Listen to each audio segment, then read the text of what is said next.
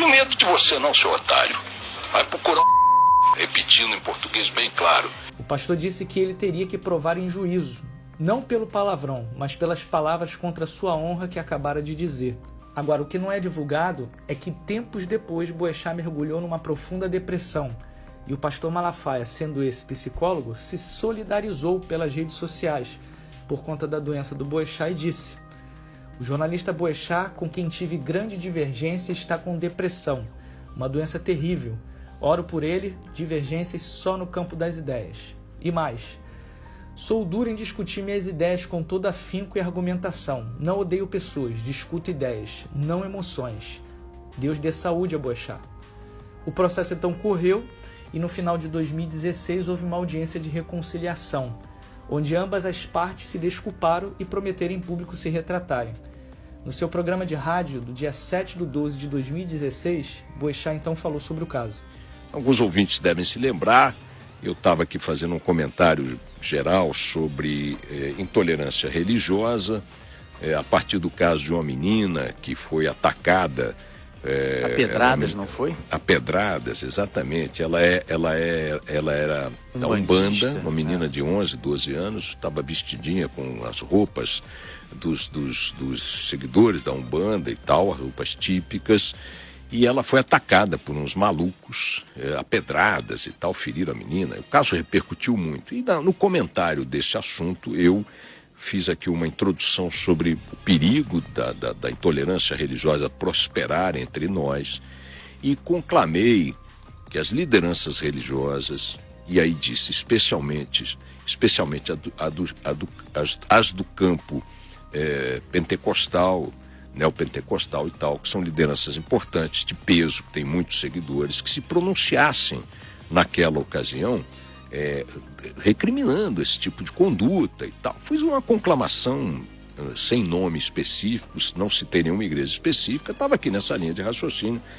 E o pastor Silas Malafaia, que é uma dessas grandes lideranças nesse universo das neopentecostais e tal, tuitou no Twitter dele uma crítica ao meu comentário, dizendo que enfim, fazendo lá uma crítica que eu julguei ofensiva na hora, falando que eu estava falando asneira, que era idiota, idiotice, não me lembro agora os termos, mas foi uma coisa que na hora me surpreendeu, porque eu não tinha citado ninguém e tal, e estava sendo bem enfático na conclamação geral às lideranças religiosas de uma maneira geral, não nominal, repito. Tal. E na reação a isso, eu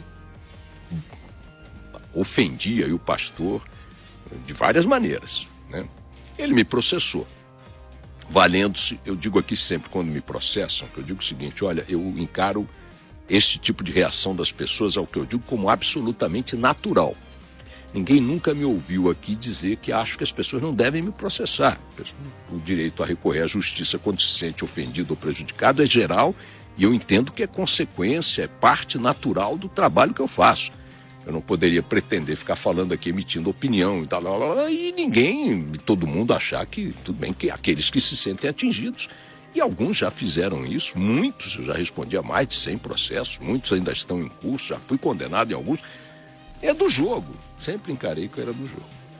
Ontem, como parte do ritual, do processo iniciado pelo pastor Silas Malafaia, tivemos, como prevê a cronologia de qualquer processo dessa natureza, a chamada audiência de conciliação. Os advogados levam as partes, os seus clientes e tal, e ali a juíza daqui do Fórum Criminal de Pinheiros, em São Paulo, como é de praxe, também perguntou se havia alguma margem para que as partes entendessem ali um campo de reconhecimento de seus respectivos equívocos, eventual, isso é o padrão da proposta, e se entendiam que a ação poderia cessar mediante algum tipo de atitude de ambas as partes, cada qual na dimensão que julgasse adequadas e tal. E eu concordei, reconhecendo nesta parte das ofensas específicas que fiz ao pastor, especialmente a que o acusava, na qual eu disse que ele é um tomador de grana dos fiéis, explorador